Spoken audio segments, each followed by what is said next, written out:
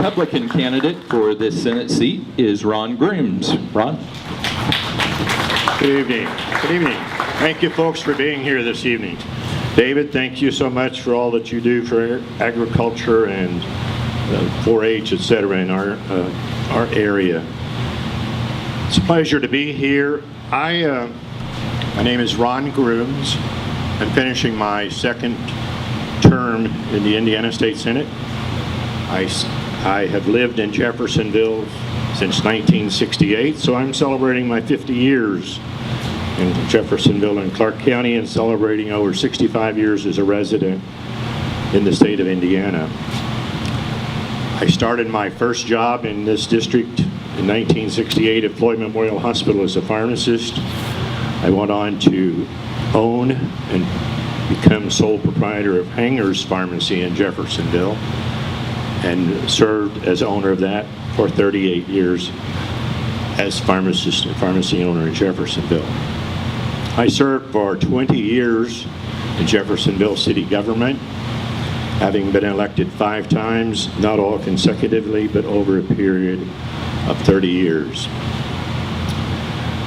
When I was elected to the Indiana State Senate, unemployment in my district was 8.4%.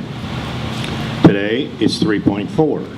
5% reduction in unemployment in 8 years. Pretty impressive. Didn't come easy.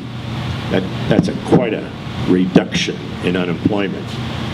Indiana's unemployment rate is 3.4%, lowest in the Midwest.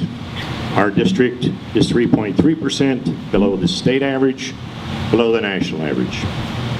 Indiana's state government was voted #1 in the nation in 2017 for transparency, efficiency, and an innovative government. That's pretty amazing, folks, when you live in a state that's been voted by U.S. News and World Report as the #1 government in the United States. 3,500 new jobs have been created in my district since 2008.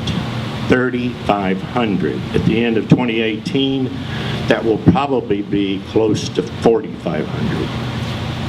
We are gaining jobs because Indiana believes in developing jobs through the proper mechanism of economic development. We offer tax incentives, we offer tax breaks, we offer reasons why Indiana is the 5th most business-friendly state in the nation. Part of other opportunities that I've had to work include, in addition to the 3,500 new jobs, Indiana has a balanced budget, folks. We don't have any debt other than a pension fund for us, a few teachers from 1996 pension fund. We have, for the last 4 years, have had excess revenue over expenses. And when we have that happen, we put it in a rainy day fund, like all of us try to do with our own budgets. That has made Indiana an envy of many states throughout the Midwest. Clark County had a 30% reduction in opioid deaths in 2017. That just didn't happen. It happened because we were aggressively searching for solutions to the opioid crisis. And Clark County was able to lead the state in reduction in opioid deaths. We continue to put money into various opioid programs, starting with the school systems and ending with the jails and the prisons. We are solving part of the local infrastructure problem, and some of you obviously don't like it, and sometimes I don't either, because if you try to go somewhere in Jeffersonville, New Albany, Clarksville, or Charlestown right now, your roads are a mess. And the reason is because the state has made available to Clark County over $7 million in funds in 2018 that they did not have before. Floyd County will get $4 million. These are extra dollars coming to the county government on into the cities and towns from the state of Indiana, which makes a lot of these projects possible. They would never have been possible before. Are we investing in our children's education? Yes, big time. 62 cents out of every dollar that we spend in the general fund of the state of Indiana goes to support K through 12 or higher education. That is one of the top 5 total expenditures in the nation. We lead the nation. We are number 3 in the nation in per capita expenditures for education.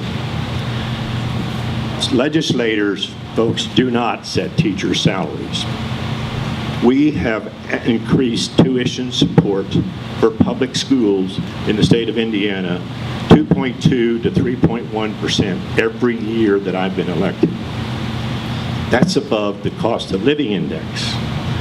Local school boards set teachers' salaries. They set administrator salaries. We have increased tuition support in my district to every school in my district by a minimum of 2.2% per year for the last 8 years. I think it is beginning to pay off because we now have various pathways to graduation. We have schools that are working with local businesses and industry to get kids not only job ready, but college ready, as well as career ready.